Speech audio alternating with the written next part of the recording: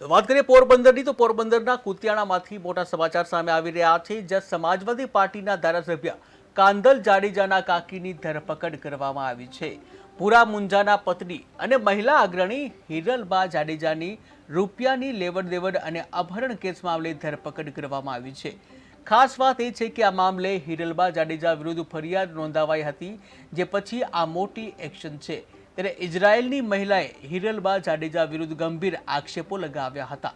જ્યાં ઇઝરાયેલ રહેતા લીલુબેન ઓડેદરાના કુછડી રહેતા સંબંધીઓની ફરિયાદ નોંધવામાં આવી હતી. ત્યારે હાર્બર મરીન પોલીસ સ્ટેશનમાં હિરલબા જાડેજા સામે ફરિયાદ નોંધાવી હતી, જ્યાં હિતેશ ઓડેદરા તથા અન્ય ઇસમો વિરુદ્ધ પણ ગુનો નોંધવામાં આવ્યો છે.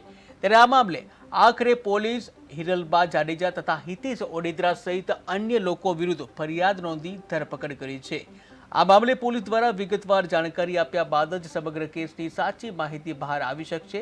ત્યારે હાલ તો આ મામલે ભારે ચર્ચાએ જોર પકડ્યું છે. જાડેજાના પોરબંદર ખાતેના નિવાસસ્થાને લગભગ 17 દિવસ સુધી ગોંધી રાખી, માર મારી અને મારી નાખવાની ધમકી આપી અને એમની પાસેથી પૈસાની ઉઘરાણી કરતા આક્ષેપ કરતું ગઈકાલે અમને ફરિયાદ આપતા તાત્કાલિક મરીન હાર્બર પોલીસ સ્ટેશન ખાતે ગુનો દાખલ કરવામાં આવેલો છે.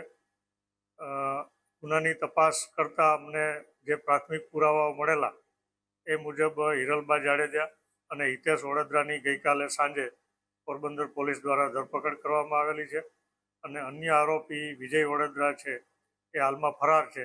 એને પકડવા માટે પોલીસ તજવીજ ચાલુ છે. અન્ય જે છે એ કોણ કોણ છે અને આ